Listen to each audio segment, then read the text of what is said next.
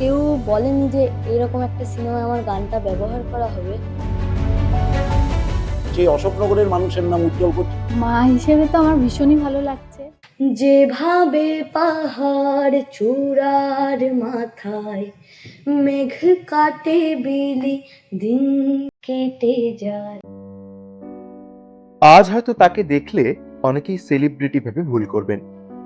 রাস্তায় বেরোলেই সেলফি তোলার ভিড়, গান শোনানোর আবদার। কিন্তু এই সমস্ত আলোর মাঝেও তার চোখ দুটি বড্ড সরল। তার লক্ষ্য ভালোবেসে গান গেয়ে যাওয়া।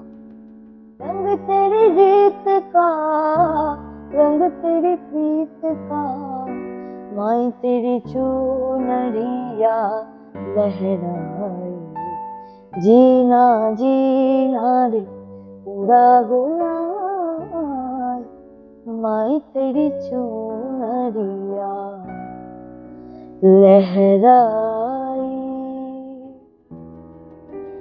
হ্যাঁ, কথা হচ্ছে অশোকনগরের গর্ব খুদে গায়ক আয়ুষ মজুমদারকে নিয়ে, যাকে এখন অনেকেই ভালোবেসে অশোকনগরের অরিজিৎ সিং ডাকছেন। শুরুটা হয়েছিল বড্ড সাদামাটা ভাবে। সোশ্যাল মিডিয়ায় ঠাকুমার পাশে বসে গান গেয়ে প্রথম নজর কেড়েছিল এই খুদে প্রতিভা। এরপর টেলিভিশনের জনপ্রিয় রিয়েলিটি শো এর মঞ্চে নিজের কণ্ঠের জাদুতে বিচারক থেকে শুরু করে অতিথি সকলের মন জয় করে নেয় সে। টিভির বাহন দুঃসহরাতে ওঠে শৃঙ্খল ঝংকার। আর এবার তার সেই সাফল্যের মুকুটে যুক্ত হলো আরো এক নতুন পালক। টলিউডের মেগাস্টার প্রসেনজিৎ চট্টোপাধ্যায় অভিনীত অভিমান সিনেমায় গান গেয়ে সরাসরি টলিউডে পা রাখল অশোকনগরের অরিজিৎ সিং। যেভাবে পাহাড় চূড়ার মাথায় মেঘ কাটে বিলি দিন কেটে যায় সেভাবে নিরন্তর মায়া থাক ছায়া থাক থাক জীবনে আদর। হঠাৎ একদিন সঙ্গীত পরিচালক ইন্দ্রদীপ দাশগুপ্তের থেকে ফোন আসে আয়ুষের বাড়িতে। একটি গান রেকর্ড করার অনুরোধ জানানো হয়। বাবা ও মাকে সঙ্গে নিয়ে স্টুডিওতে পৌঁছে যায় আয়ুষ। তবে তখনও তারা জানতেন না গানটি কোন ছবিতে ব্যবহার করা হবে। বিশেষ তালিমের পর রেকর্ডিং সম্পন্ন হয়। তারপরেই সামনে আসে সেই চমকে দেওয়ার মতো খবর। না, তখন কেউ বলেনি যে এরকম একটা সিনেমায় আমার গানটা ব্যবহার করা হবে। উম কিন্তু আমরা পরে পরে জানতে পারি এই ব্যাপারটা যে এই সিনেমাটায় এই গানটা হবে। তখন কেমন লাগলো? তখন আমার খুব ভালো লেগেছিল। মানে উম বিশ্বাস করতে পারছিলাম না যে এরকম আমি একটা সিনেমায় একটা গান গেয়েছি। উম খুব ভালো লেগেছিল তখন। সামনে একটাই লক্ষ্য যে ভালোভাবে গানটা করে যাবো।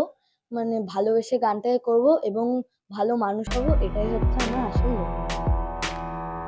প্রসেনজিৎ চট্টোপাধ্যায়, যীশু সেনগুপ্ত, শুভশ্রী গঙ্গোপাধ্যায় এবং সোহিনী সরকারের মতো তারকাদের ছবিতে ছেলের গলা শোনা যাবে, এই খবরে আনন্দে আত্মহারা বাবা অন্মেষ মজুমদার ও মা অর্পিতা মজুমদার।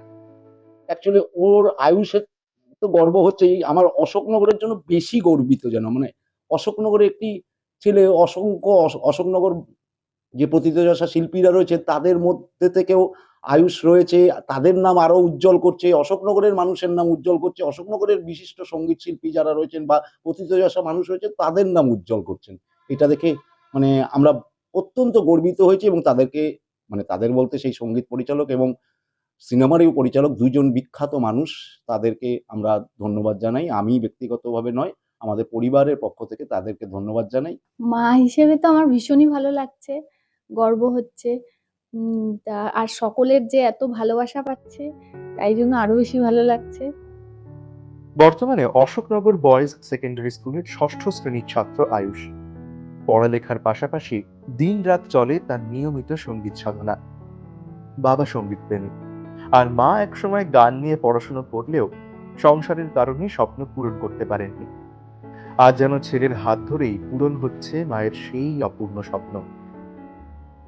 অশোকনগরের সাধারণ এক গলি থেকে টলিউডের প্লেব্যাক, আয়ুষের এই যাত্রায় গর্বিত পুরো অশোকনগর তথা বাংলার সমস্ত সঙ্গীত প্রেমীরা।